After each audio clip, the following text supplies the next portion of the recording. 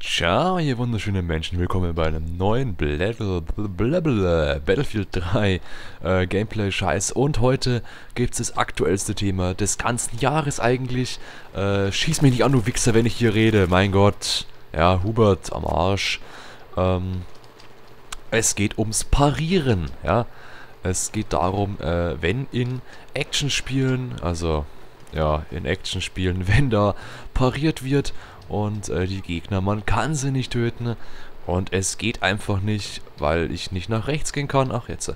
Und es ist ja schon so, es ist realistisch, ja. Man ist in Assassin's Creed 3, fick dich, man hat ein Schwert in seiner Hand oder eine Axt oder einen Bogen oder einen Scheißdreckhaufen und dann kann man da die Gegner niedermetzeln oder mit dem Dolch auch, sehr schön und gefragt, ja. Aber was halt nicht so schön ist, wenn dann der Gegner irgendwie jeden Schlag wirklich pariert und man denkt sich, ja, also ist das nicht ein bisschen blöd, wenn du irgendwie jeden Schlag parieren kannst, weil es ist ja so, es ist ja nicht normal, also normalerweise denkt man sich, ja, ich habe jetzt hier einen Gegner und der sieht mich zwar okay, aber ich denke mal, dass ich ihn irgendwann töten werde. Und auch nach 10 Minuten ist es scheiße, wenn wir halt dann immer noch angreifen, Verteidigung durchblocken, er wehrt ab, am Arsch, ja. Das ging mir zum Beispiel so einfach nervige Sachen, wo halt nicht sein müssen, finde ich. Das ging mir zum Beispiel so, oh, bin ich schlecht, oder? Oh, bin ich schlecht, wie er mich halt nicht sieht, der kommt da gleich durch oder auch nicht. Ach, fick dich doch, ja. Das war zum Beispiel, ich habe gespielt und man muss halt angreifen, dass man Gegner tötet. So. Ich greife an, Gegner blocken an. Hinter mir 15 Gegner, alle greifen an. Man hat keine scheiß Zeit, dass man da mal irgendeinen Gegner tötet. Das ist ja so drecksnervig. Also das nervt wirklich. Also das nervt wirklich, ja. Also wenn nichts nervt, dann nervt aber das. Ach, schieß halt dann nicht. Nein, ja, ja, schieß halt nicht, du Arschloch. Mein Gott. Ich weiß nicht, das haben sie ein bisschen blöd programmiert von einigen Spielen wirklich. Weil man sich echt denkt, der kann das nicht blocken. Ich bin hinter ihm. Ja gut, aber man blockt ja selber irgendwie auch alles, was da zu sehen ist von den Gegnerangriffen. Ja, ist wurscht, ne? Ja, völlig wurscht. Hahaha. Ja. Und es war saunervig, hey. Also manchmal, es ist ein super schönes Spiel. Assassin's Creed 3 gefällt mir sehr gut. Und heute mal einen kleinen Erfahrungsbericht auf Russisch. Ja, und bin ich jetzt schlecht oder was? Oh mein Gott, Double Kill. Sehr schöner Double Kill Quickscope, scheiße. Und ich denke, ihr kennt es, wenn ihr solche Spiele spielt. Wenn ihr bloß Shooter spielt, dann wahrscheinlich nicht.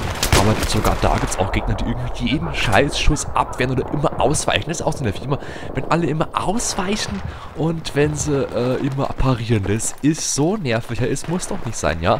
Ich sage nichts gegen jetzt 5-mal parieren jetzt, ja. Aber man kennt es, ach, der war schön. Aber man kennt es doch, man hat einen Gegner in einer besseren Rüstung, im Schottenrock, mit einem Rucksack hinten drauf, in AC3 zum Beispiel. Und man kann den nicht einfach mit normalen Attacken töten. Nein, man muss ihn erst ablenken oder mit einem Seil ranziehen oder so. Und das ist total komplett nervig, ja. Oder was auch noch so nervig ist, andere Gegnerarten, das ist zum Beispiel so ein kleiner Assassine, zum Beispiel, der hat so ein hässliches Lederscheiß-Pulli-Ding an. Und der weicht immer aus und blockt und wehrt immer alles ab. Sau nervig, ey.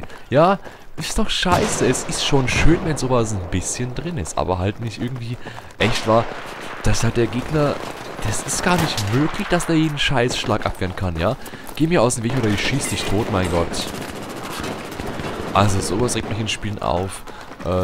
Parieren regt mich auf, Ausweichen regt mich auf. Oder was auch schön war, ich habe gespielt und auf einmal wieder 1000 Gegner. Ja, ich probier's zum 3. Mal und immer wieder, ach, abgewehrt, ach, gestorben. Ja, schön, ne? Ja, und auf einmal falle ich durch die Karte durch und die Mission ist beendet. Ja, sowas soll's mal geben, ja, sowas soll's öfter geben. Ist nicht schön, aber es hat geholfen. ja, so Spielbugs halt, mein Gott. Einige sind cool, andere sind nervig. Schreibt mir doch mal bitte die coolsten Spielbugs, wenn ihr welche wisst, in die Kommentare rein. Oder auch, wenn es euch nervt, die nervigsten Spielbugs oder einfach Spielelemente. Ich habe einige Spiele einfach nicht gespielt. Ah, fick dich. Spring halt über das kleine Scheißdreck. Ahahaha. Ja, fick dich. Oh mein Gott. Oh, bist du dumm oder so? Na, endlich. Haha. No punish. Ja, sorry, mein Gott, ja. War scheiße, ich weiß schon. Ja. Scheiß doch drauf, mein Gott. Ja. Also einige Dinge nerven echt, die treiben einen zum Wahnsinn, dass man einfach nicht mehr spielen will. Ich wollte, bei Assassin's Creed 3 war es, glaube ich, ich wollte echt einfach alles wegschmeißen und töten, um dann nicht mehr zu spielen. Oder bei anderen Rennspielen zum Beispiel, ich weiß nicht mehr, bei welchem es war. Ich glaube bei Need for Speed, bei irgendeinem. Ja, das schwerste Match. Und irgendwie dann hier Blacklist Nummer 2 war ich schon mit dem scheiß Auto. Und echt gerade nochmal so geschafft. Und dann ist es so, dass dann irgendwie, dann hängt sich die CD auf oder so. Also, das ist auch immer das Schönste. Das war früher immer so schön, wenn sich die CD aufhängt, ja. Das war noch schön sowas. Ja, es war dabei, mein Gott. Aber, na gut. Oder wenn auch Spiele enden, wenn man mal ein Match nicht schafft, dann ist man auch sofort vorbei. Zum Beispiel, super gutes Beispiel, Yu-Gi-Oh! Forbidden Memories. Kennt ihr das Spiel? Kennt jemand von euch Yu-Gi-Oh! Forbidden Memories? Also das ist ein Yu-Gi-Oh! Spiel, ja, ich weiß, ja, ist zwar nicht so Ding, aber ich finde das Spiel brillant. Du kannst dann irgendwie deine Monster und deine Karten fusionieren, wenn es einfach mit mit Steuerkreuz hoch auf der PS2 war das damals. Mit Steuerkreuz hoch, wenn es sie einfach nach oben tust und schon ist sie fusioniert mit deiner Karte. Hey, ist so geil. Du kannst 2, 3, 4, wenn du willst, kannst auch 5 Karten fusionieren. Ja, ist doch wurscht, hey. Ja, wunderbar. Also, ich fand das so geil. Das Spiel war Hammer. Aber das Doofe halt war von dem Spiel wieder, dass wenn du halt jetzt ein Match verlierst, was vorkommen kann, weil es einige Male wirklich nicht leicht ist und wenn du später auch dann am Ende des Spiels bist, musst du gegen den Torwächter kämpfen, du musst gegen Heißhin kämpfen, du musst gegen andere böse Menschen kämpfen, gegen Heißhin sogar 2 oder 3 Mal. Oder Heißhin, ich weiß nicht, wie er heißt. Und dann ist es eben so geil, dann darfst du halt echt nie verlieren. Also, du musst das Spiel durchspielen, ohne einmal zu verlieren. Aber um das Spiel zu schaffen, wenn du jetzt Pech hast, müsstest du das Spiel ungefähr, ja, ich weiß nicht, also müsstest du in dem Spiel ungefähr 500 Matches machen oder bestreiten.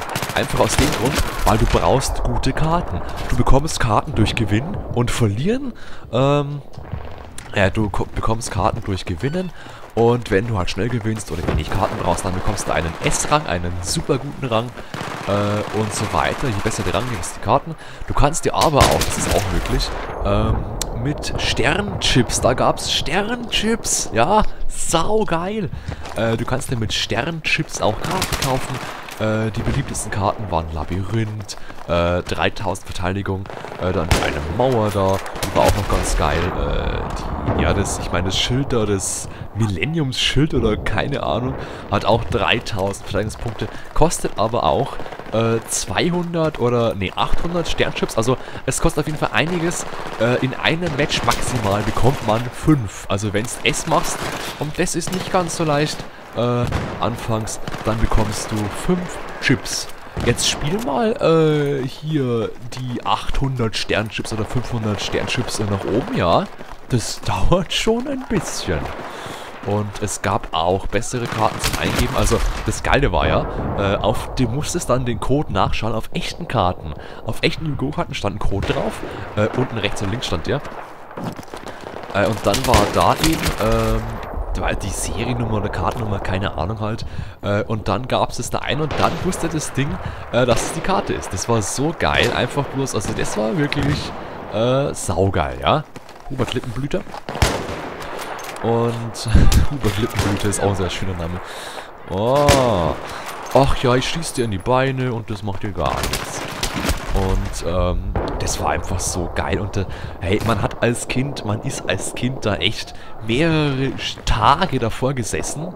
Ach so, genau. Mehrere Tage davor gesessen, weil du kamst halt nicht weiter, du hast halt dann irgendwie eine bessere Karte gebraucht und um die zu bekommen, ja, da kämpfst du halt mal irgendwie 500 Mal gegen einen, dass du halt eine Karte bekommst, wo geil ist und dann, wenn man ungefähr gegen, ich glaube, den Magier der Wiesen antritt, also jeder, der das Spiel gespielt hat, weiß, wovon ich rede, wenn man dann ungefähr wirklich einige Male, also ich habe ungefähr so 600 Mal gegen ein und denselben gespielt, nur um eine Karte zu bekommen. Und das war der Meteoritdrache. Oh, ich bin sauschlecht. Ich bin ultra schlecht. Das war der Meteoritdrache, dreiköpfige oder der Ultra, keine Ahnung.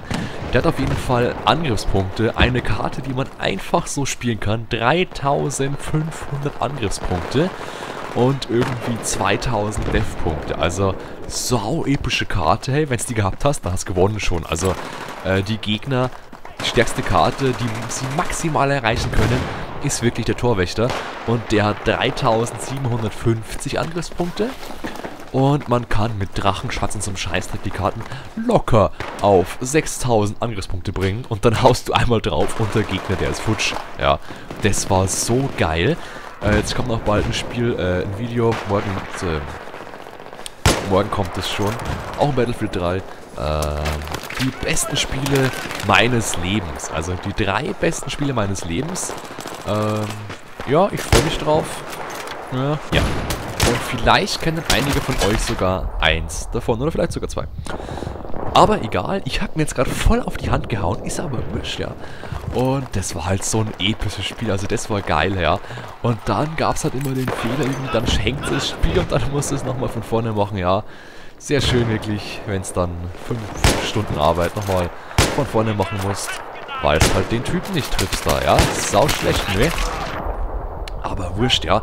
Schreibt mir eure Themen in die Kommentare rein, über die sprecht. Ich habe noch Themen, keine Angst, ich weiß Themen, ja.